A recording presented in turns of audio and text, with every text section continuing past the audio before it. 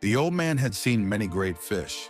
He had seen many that weighed more than 1,000 pounds, and he had caught two of that size in his life, but never alone.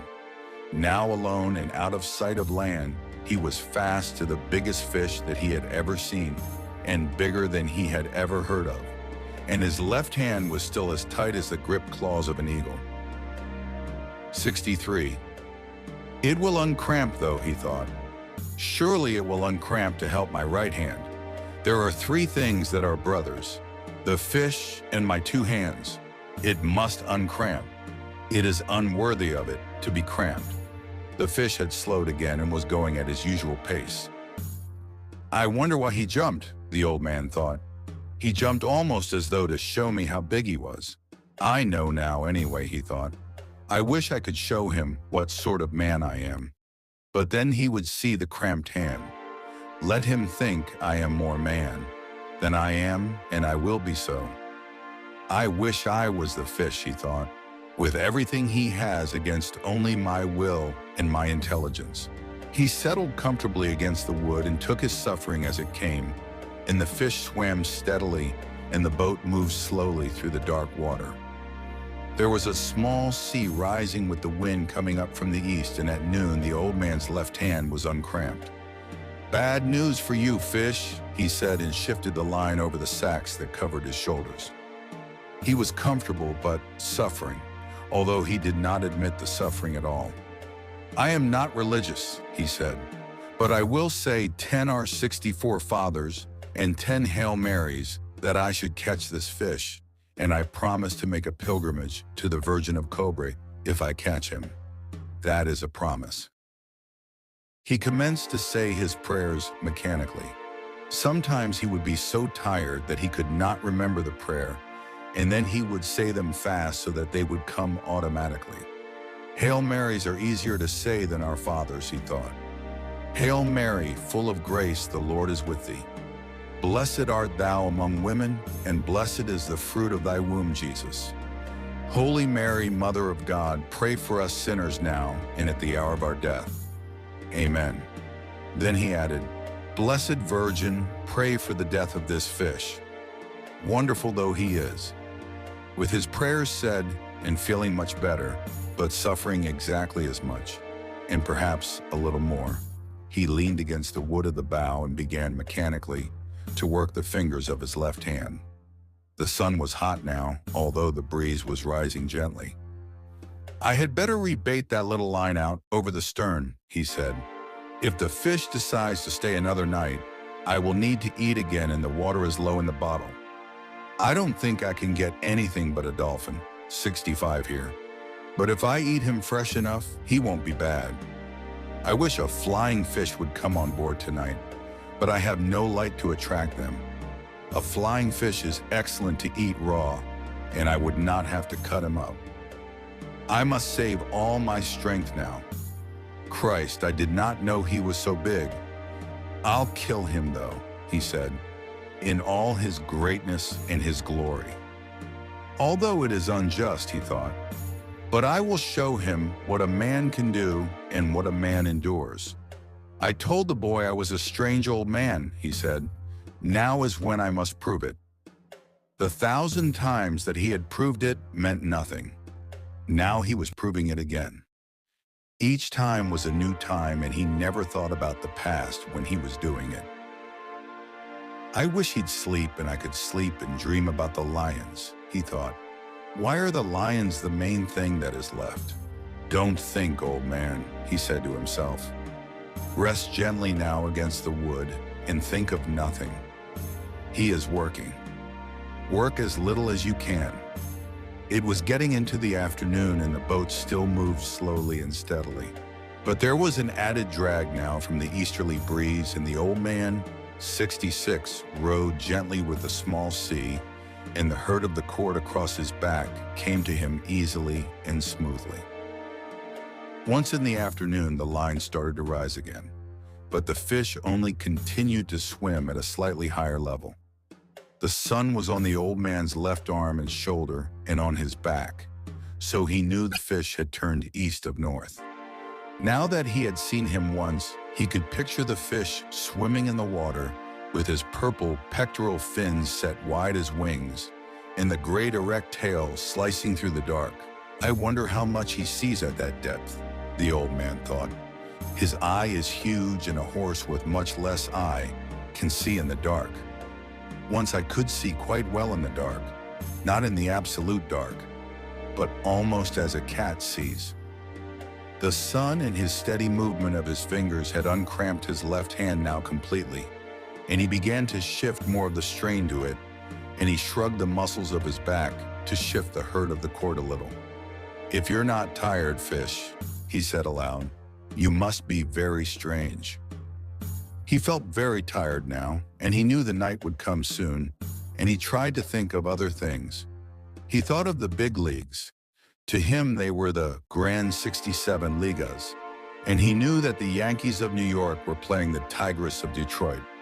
"This is the second day now that I do not know the result of the Juegos," he thought, "but I must have confidence, and I must be worthy of the great DiMaggio, who does all things perfectly, even with the pain of the bone spur in his heel." What is a bone spur? He asked himself. Una espuela de hueso. We do not have them. Can it be as painful as the spur of a fighting cock in one's heel? I do not think I could endure that, or the loss of the eye and of both eyes, and continue to fight as the fighting cocks do. Man is not much beside the great birds and beasts. Still, I would rather be that beast down there in the darkness of the sea. "Unless sharks come," he said aloud. "If sharks come, God pity him and me." "Do you believe the great DiMaggio would stay with a fish as long as I will stay with this one?" he thought. "I am sure he would, and more since he is young and strong. Also, his father was a fisherman. But would the bone spur hurt him too much? I do not know," he said aloud. "I never had a bone spur." As the sun set, he remembered, to give himself more 68 confidence, the time in the tavern at Casablanca when he had played the hand game with the great Negro from Cienfuegos, who was the strongest man on the docks. They had gone one day and one night with their elbows on a chalk line on the table, and their forearms straight up and their hands gripped tight.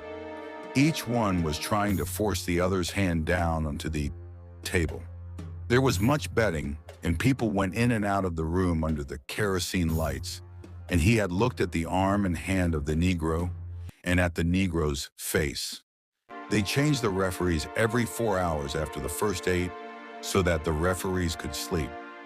Blood came out from under the fingernails of both his and the Negro's hands, and they looked each other in the eye and at their hands and forearms.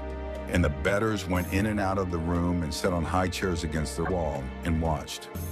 The walls were painted bright blue and were of wood, and the lamps threw their shadows against them. The Negro's shadow was huge, and it moved on the wall as the breeze moved the lamps. The odds would change back and forth all night, and they fed the Negro rum and lighted cigarettes for him. Then the Negro, after the rum, would try for a tremendous 69 effort, and once he had the old man, who was not an old man then, but was Santiago El Campeón, nearly 3 inches off balance. But the old man had raised his hand up to dead even again. He was sure then that he had the Negro, who was a fine man and a great athlete, beaten. And at daylight, when the bettors were asking that it be called a draw, and the referee was shaking his head, he had unleashed his effort and forced the hand of the Negro down and down until it rested on the wood. The match had started on a Sunday morning and ended on a Monday morning. Many of the bettors had asked for a draw because they had to go to work on the docks loading sacks of sugar or at the Havana Coal Company. Otherwise, everyone would have wanted it to go to a finish. But he had finished it anyway, and before anyone had to go to work. For a long time after that, everyone had called him the champion, and there had been a return match in the spring. But not much money was bet, and he had won it quite easily since he had broken the confidence of the Negro from Cienfuegos in the first match. After that, he had a few matches, and then no more. He decided that he could beat anyone if he wanted to badly enough, and he decided that it was bad for his right 70 hand for fishing. He had tried a few practice matches with his left hand, but his left hand had always been a traitor and would not do what he called on it to do, and he did not trust it. The sun will bake it out well now, he thought. It should not cramp on me again unless it gets too cold in the night. I wonder what this night will bring. An airplane passed overhead on its course to Miami, and he watched its shadow scaring up the schools of flying fish. With so much flying fish, there should be dolphin, he said, and leaned back on the line to see if it was possible to gain any on his fish. But he could not, and it stayed at the hardness and water drops shivering that preceded breaking. The boat moved ahead slowly, and he watched the airplane until he could no longer see it. It must be very strange in an airplane, he thought. I wonder what the sea looks like from that height. They should be able to see the fish well if they do not fly too high. I would like to fly very slowly at 200 fathoms high and see the fish from above. In the turtle boats, I was in the cross trees of the masthead, and even at that height I saw much. The dolphin look greener from there, and you can see their stripes and their purple, 71 spots, and you can see all of the school as they swim.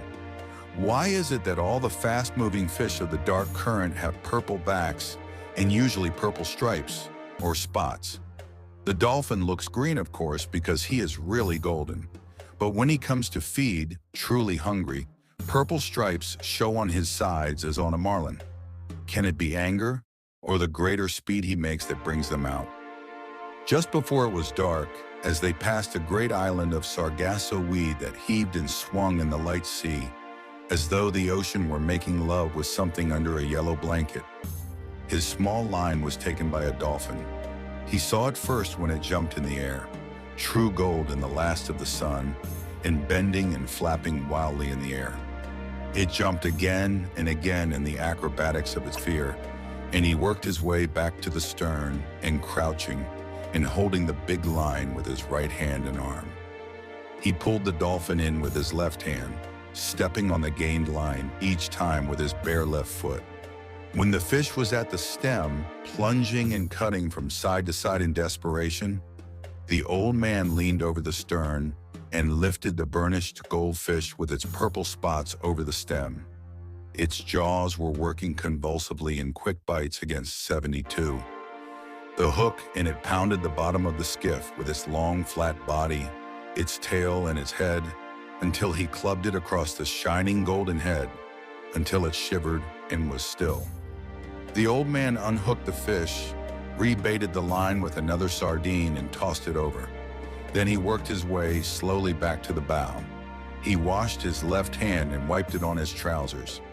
Then he shifted the heavy line from his right hand to his left and washed his right hand in the sea while he watched the sun go into the ocean and the slant of the big cord.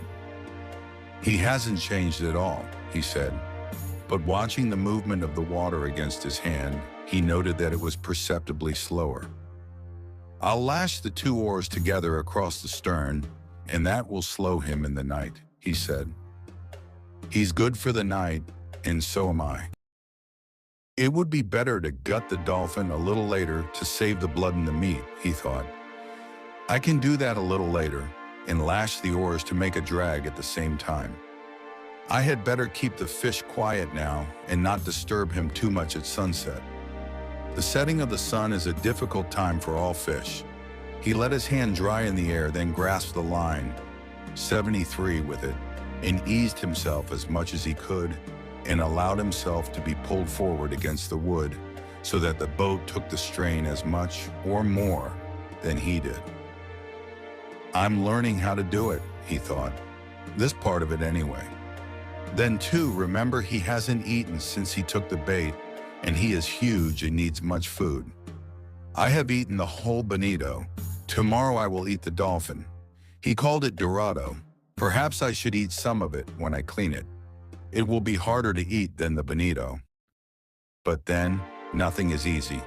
How do you feel, fish? He asked aloud. I feel good and my left hand is better. and I have food for a night and a day. Pull the boat, fish." He did not truly feel good, because the pain from the cord across his back had almost passed pain and gone into a dullness that he mistrusted. "But I have had worse things than that," he thought. "My hand is only cut a little and the cramp is gone from the other. My legs are all right. Also now I have gained on him in the question of sustenance." It was dark now, as it becomes dark quickly after the sun sets in September. He lay against the worn wood of the bow and rested all that he could. The first stars, 74, were out. He did not know the name of Rigel, but he saw it and knew soon they would all be out, and he would have all his distant friends. "The fish is my friend too," he said aloud. "I have never seen or heard of such a fish. But I must kill him. I am glad we do not have to try to kill the stars." Imagine if each day a man must try to kill the moon, he thought. The moon runs away. But imagine if a man each day should have to try to kill the sun. We were born lucky, he thought. Then he was sorry for the great fish that had nothing to eat, and his determination to kill him never relaxed in his sorrow for him. How many people will he feed, he thought. But are they worthy to eat him? No, of course not. There is no one worthy of eating him from the manner of his behavior and his great dignity. I do not understand these things, he thought, but it is good that we do not have to try to kill the sun or the moon or the stars. It is enough to live on the sea and kill our true brothers.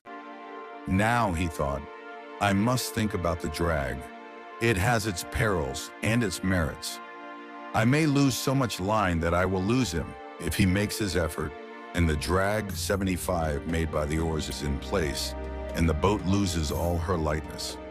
Her lightness prolongs both our suffering, but it is my safety, since he has great speed that he has never yet employed.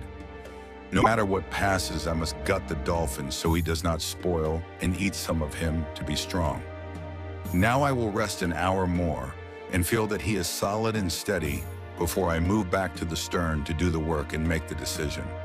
In the meantime, I can see how he acts and if he shows any changes.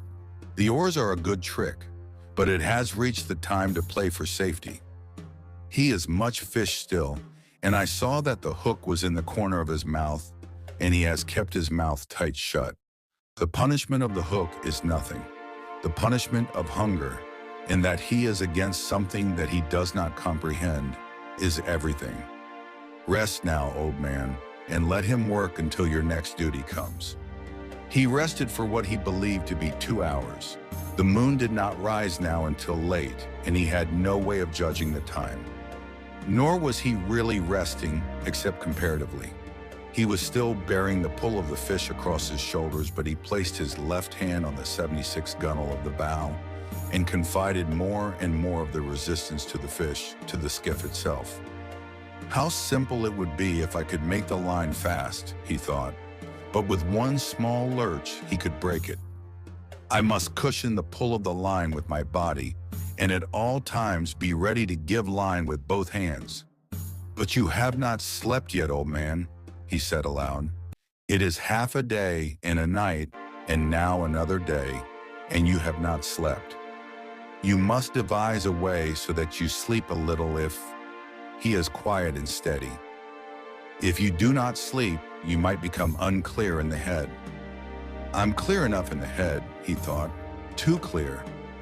I am as clear as the stars that are my brothers. Still I must sleep. They sleep, and the moon and the sun sleep, and even the ocean sleeps sometimes on certain days when there is no current and a flat calm. But remember to sleep, he thought. Make yourself do it and devise some simple and sure way about the lines. Now go back and prepare the dolphin. It is too dangerous to rig the oars as a drag if you must sleep. I could go without sleeping, he told himself, but it would be too dangerous. 77. He started to work his way back to the stern on his hands and knees, being careful not to jerk against the fish. He may be half asleep himself, he thought, but I do not want him to rest. He must pull until he dies. Back in the stern, he turned so that his left hand held the strain of the line across his shoulders and drew his knife from its sheath with his right hand. The stars were bright now, and he saw the dolphin clearly, and he pushed the blade of his knife into his head and drew him out from under the stern. He put one of his feet on the fish and slid him quickly from the vent up to the tip of his lower jaw. Then he put his knife down and gutted him with his right hand, scooping him clean and pulling the gills clear. He felt the maw heavy and slippery in his hands, and he slid it open. There were 2 flying fish inside. They were fresh and hard, and he laid them side by side and dropped the guts and the gills over the stern. They sank, leaving a trail of phosphorescence in the water. The dolphin was cold and a leprous gray-white now in the starlight, and the old man skinned one side of him while he held his right foot on the fish's head. Then he turned him over and skinned the other side and cut each side off from the head down to the tail. 78. He slid the carcass overboard and looked to see if there was any swirl